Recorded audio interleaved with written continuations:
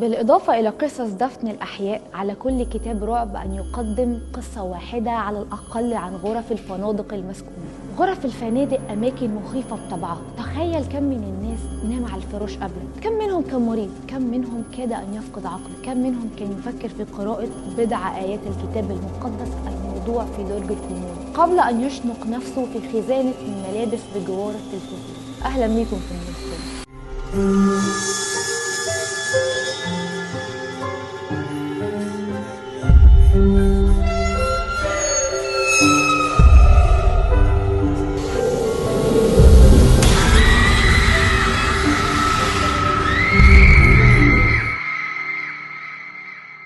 سنة 1855 وفي مدينة بوسطن الأمريكية اتبنى فندق أومني باركر هاوس على إيد هارفي باركر، وكان مشرف الفندق لحد وفاته سنة 1884. وكان معروف عن هارفي إنه متفاعل مع الضيوف، ومن بعد وفاته ابتدى الزوار يشوفوا شخص ملتحي لابس هدوم من الحقبة الاستعمارية في الدورين التاسع والعاشر. ومرة في نهاية سرير الضيف في الغرفة 1012 والروح وقتها ظهرت إنها قلقانة وهي قاعدة بتبص على الضيفة. وقتها الزوار والعاملين اعتقدت إنها روح هارفي، ولكن المشكلة ما كانتش هنا. وبدأت الحكاية في الدور الثالث في غرفة 303 لما بدأوا الضيوف يبلغوا عن ظلال غريبة في جميع أنحاء الغرفة وتشغيل المياه في الحمام على طول، وبعدها إن شخص مدمن خمور انتحر في الغرفة. ومن بعدها الزوار بيسمعوا صوت ضحكات وريحة ويسكي حوالين الغرفة، وغير إن الأسانسير بيتوقف في الدور الثالث باستمرار، والممثلة شارلوت كوشمان اتوفت في الدور الثالث. والأهم من ده إن الزوار والعاملين بالفندق على طول كانوا بيسمعوا صوت كرسي هزاز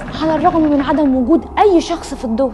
الروائي الشهير ستيفن كينج لما سمع الحكايات اللي بتدور حوالين الغرفة 303 قرر إنه يكتب عن الغرفة اللي بتحصل فيها أحداث مرعبة ويسميها الغرفة 1408، ونشر الرواية دي في أواخر القرن العشرين، وبعدها اتحولت لفيلم سنة 2007 بنفس الاسم. وبالفعل غرف الفنادق مرعبة، ولكن أكثرهم رعبا هي الغرفة 207. في هذه الغرفة يتلاشى الحاجز بين الحقيقة والوهم، بين المخاوف المشروعة والكابوس. في هذه الغرفة يتلاشى الحاجز بين الماضي والمستقبل وبين ذاتك والآخرين. لا تتلصص ولا تختلس، النظرات عبر الثقب المفتاح فقط. فلتدروا الباب بهدوء وادخل الغرفة 207. ومن هنا جت فكرة رواية الغرفة 207 للرائع أحمد خالد توفيق، وتحولت الرواية لمسلسل اللي غالبا ما فيش حد فينا ما تشدش ليه. وتدور أحداث الرواية مع وضع التغيرات في السيناريو، وبيتكلم حوالين واحدة من أكتر الفجوات المرعبة بين عالم البشر وعالم الشياطين، وتحديدا الفجوة الموجودة في الغرفة 207 والموجودة في فندق لونا بمرسى مطروح في مصر. المكان اللي بوجودك فيه هتكون اتعديت على عالم مش المفروض انك تروح. خلينا في البداية نشوف تاريخ المكان. فندق لونا، الأكيد إن أرض فندق لونا حصلت عليها مجازر دموية مرعبة قبل بناء الفندق عليها. واللي ما ذكروش المسلسل إن تم تقسيم الحدود بين مصر وليبيا من جديد بعد الحرب العالمية الأولى. ومن الجايز إن بعد انتهاء الحرب العالمية الأولى لما هرب ألفريدو من محاكمته في إيطاليا ورجع اشترى أرض المعسكر اللي أصبحت على حدود مصر الليبية في نهاية مرسى مطروح. وتكريما للونا البنت الصغيرة اللي كانت ماتت بفعل ضابط سادي، بنى ألفريدو على نفس قاعدة المعسكر فندق كبير وسماه باسمه. والدليل على ده التشابه الكبير بين المعسكر وبين أوضة المخزن في فندق لونا. لكن بعد سنة 1934 كل حاجة اتغيرت، وكأن الأوضة حصل فيها حاجة مرعبة خلقت فيها فجوة بين عالمنا وبين عالم الجحيم، فجوة بتقدر تتحكم في الزمن. الموضوع بدأ بضابط عنده ميول سادية اسمه ريكاردو، استغل الحرب اللي بتشنها إيطاليا على الصحراء الغربية اللي بتشمل الحدود بين مصر وليبيا، وبدأ يمارس العنف والقتل على الأهالي في المعسكرات هناك. وما كانتش فارقة معاه إذا كان اللي بيقتله ده شخص كبير أو طفل صغير، زي ما حصل مع الطفلة الليبية لونا، وزي ما حصل مع عائلة الشابة المصرية الجميلة ريهام عبد الغفور اللي كانت ضحية من ضحايا ريكاردو، وهددته انها في يوم هتقابله تاني وهتنتقم لاهلها. وفي الوقت ده بيكون الضابط الايطالي ألفريدو هو كمان بيفكر في الانتقام.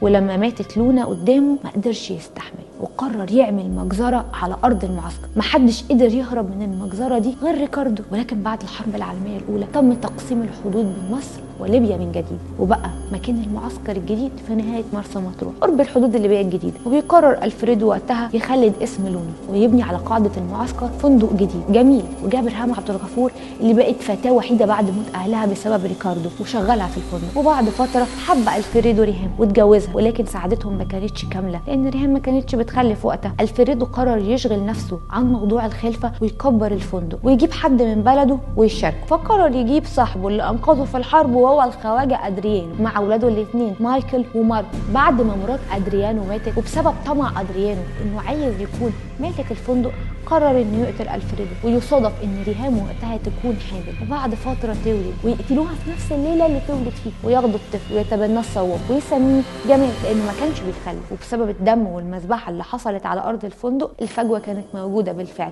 والدليل على وجود الفجوه دي ان لما ولد الشاب السعودي سالم خلاه يقضي ليله في جبل الجن، ودخل واحد من الكهوف اللي بيسكنها الجن، لقى نفسه فجاه في الغرفه 207. والفجوه دي اللي خرجت منها الجنيه فاتن او هند بنت الاحمر بنت ابليس، اللي شغلتها غوايه الرجال والشياطين اللي كانوا بيؤذوا الناس في غرفه 207. وكل ما كانت الفجوه بتاخد قرابين من سكان الغرفه، كل ما كانت قوتها بتزيد. اما ريهام فقدرت تنتقم من كل اللي اذوها، ولكن ما قدرتش تمنع الوجع عن ابنها، رغم انها حاولت كتير تحذره من كل اللي هيحصل، ولكن ما كانش قادر يفهمها وكان دايما بيتاخر. وفي النهايه قدرت الغرفه ترجع جمال للماضي، وتحديدا للسنه اللي بدات فيها كل حاجه، عشان يقدر يسمع كل اللي حصل وكل اللي هيحصل. والاجابه كانت واضحه قدام عينيا طول الوقت، التفاصيل. ولكن في الروايه الاصليه بيعيش جمال في الفندق بعد موت ساره، بعد ما يكون فهم كل حاجه وبقى عجوز، ويدخل الاوضه وتظهر حواليه الكيانات وتقول له احنا مش عايزين نأذيك يا جمال. وبيظهر ان المرايه هي البوابه اللي اتفتحت بين عالمنا والعالم الاخر، وبيكون جمال مقرر انه هيتخلص منها